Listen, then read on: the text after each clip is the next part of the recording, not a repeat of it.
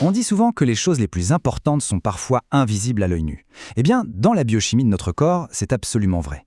Des quantités vraiment infimes de certains nutriments peuvent faire toute la différence entre la santé et la maladie. Aujourd'hui, on va s'intéresser à ces zéros de l'ombre, les oligoéléments. Alors, voici notre feuille de route. On va d'abord définir ce qu'est un oligoélément. Ensuite, on fera le portrait d'un métal bien particulier, le cuivre. Puis, on plongera dans son voyage détaillé au cœur de notre corps, on découvrira pourquoi il est si crucial, et enfin, on verra ce qui se passe quand cette mécanique de précision se dérègle. Allez, on attaque direct avec notre première partie, l'essentiel invisible. Et pour ça, la première chose à faire, c'est de se mettre d'accord sur les termes. Un oligoélément, c'est quoi exactement ? Le nom vient du grec oligos, qui veut dire peu. Et c'est là que réside tout le paradoxe. On parle de quantités minuscules, mais qui sont absolument indispensables à notre fonctionnement. C'est vraiment ça la clé. Un tout petit peu, c'est vital. Un peu trop peu, et c'est la carence. Un peu trop, et ça devient toxique. Tout est une question d'équilibre parfait. D'ailleurs, l'Organisation mondiale de la santé en a listé 14 comme étant essentiels.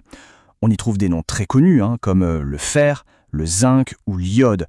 Mais il y en a d'autres, comme le sélénium, le manganèse, et bien sûr, celui qui va nous occuper aujourd'hui, le cuivre. Bon, maintenant que le décor est planté, on va pouvoir zoomer sur notre cas d'étude. On va faire un portrait robot détaillé du cuivre, ce métal qu'on connaît tous, mais dont on ignore souvent la complexité biologique.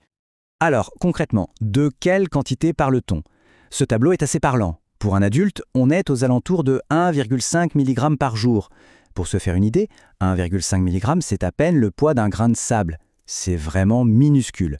Et bien sûr, on voit que ces besoins peuvent varier un peu, par exemple chez la femme enceinte.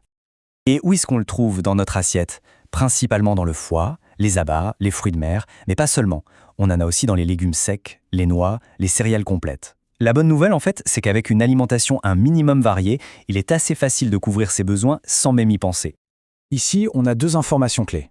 À gauche, on voit cette couleur bleu-vert assez caractéristique des sels de cuivre. Mais c'est surtout le schéma de droite qui est intéressant.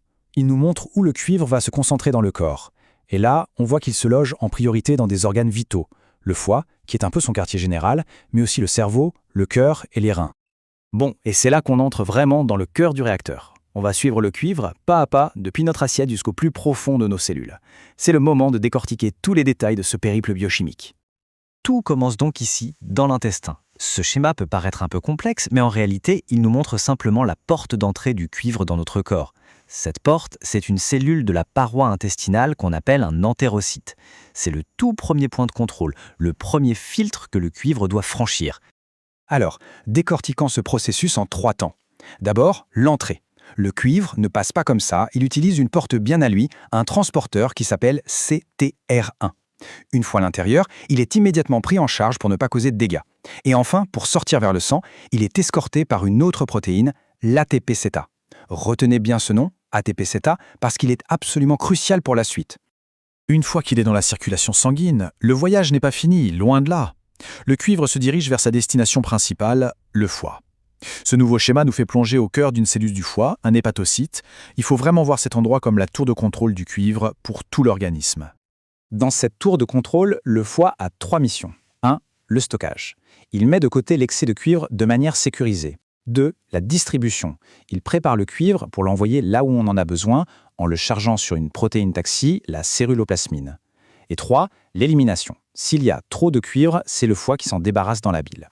Et le truc fascinant, c'est que pour la distribution et l'élimination, c'est une seule et même protéine qui gère tout. L'ATP7B, un vrai couteau suisse. Et ce qui est incroyable, c'est que ce système n'est pas du tout rigide. Le corps est malin. S'il détecte un manque de cuivre, il va ouvrir les vannes et en absorber beaucoup plus. A l'inverse, si on consomme beaucoup de zinc ou de fer, ces derniers vont un peu jouer des coudes, prendre la place du cuivre et donc diminuer son absorption. Bref, le corps s'adapte en permanence pour maintenir le juste équilibre. Ok, on vient de suivre ce voyage super complexe et finement régulé. Maintenant, la grande question, c'est pourquoi ? Pourquoi le corps se donne-t-il autant de mal pour gérer ce grain de sable de métal ? Eh bien parce que ses fonctions sont incroyablement variées et vitales. Il est là pour protéger nos cellules de l'usure, ce qu'on appelle le stress oxydatif. Il participe à la production d'énergie, à la synthèse de nos neurotransmetteurs, à la solidité de nos os et de nos tissus, à la formation des globules rouges, et même, tenez-vous bien, à la couleur de notre peau et de nos cheveux. D'ailleurs, pour prendre un exemple très concret, le cuivre est ce qu'on appelle un cofacteur, c'est-à-dire un partenaire essentiel pour l'enzyme qui fabrique la mélanine. Et la mélanine, c'est tout simplement le pigment qui colore notre peau, nos cheveux, nos yeux. Autrement dit, sans cuivre, pas de pigmentation correcte. On a vu à quel point cette mécanique de précision est importante. Mais alors, que se passe-t-il quand un grain de sable vient enrayer la machine? On va maintenant s'intéresser à ce qui arrive quand cet équilibre est rompu, que ce soit par manque ou, comme on va le voir en détail, par excès. Justement, l'excès, c'est le problème central dans la maladie de Wilson.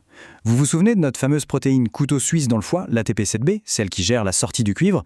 Eh bien, dans cette maladie génétique, une mutation fait qu'elle ne fonctionne plus. Le résultat est aussi simple que dramatique, le cuivre entre bien dans le foie, mais il ne peut plus en sortir.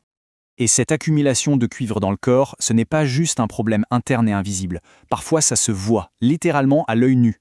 Ce qu'on observe sur cette image est assez incroyable. Ça s'appelle un anneau de Kayser-Fleischer. C'est un dépôt de cuivre bien réel qui forme ce cercle coloré à la périphérie de la cornée de l'œil. C'est l'un des signes les plus connus de la maladie. Au-delà des signes visibles, le diagnostic se fait par des analyses. Et là, si on a bien suivi le métabolisme, les résultats sont d'une logique implacable. Le taxi du cuivre, la céruloplasmine, est à un niveau très bas. Logique, puisque la l'ATP7B ne fait plus son travail pour le charger. Du coup, le cuivre qui n'est pas lié, le cuivre libre, augmente dans le sang. Donc, pour résumer le mécanisme de manière très simple, la porte de sortie du cuivre dans le foie est cassée. Cette protéine, l'ATP7B, est hors service. Sans elle, le cuivre s'accumule. D'abord dans le foie, puis il déborde dans d'autres organes comme le cerveau et là il devient toxique. Tout le parcours détaillé qu'on a vu est interrompu à cette étape clé. Alors au final, le cuivre, nutriment essentiel ou poison mortel? La réponse c'est les deux. Tout est une question de dose et de la perfection de sa régulation. L'histoire du cuivre nous montre à quel point notre biologie est un système d'une finesse incroyable, où les plus petits acteurs jouent des rôles absolument majeurs pour notre survie.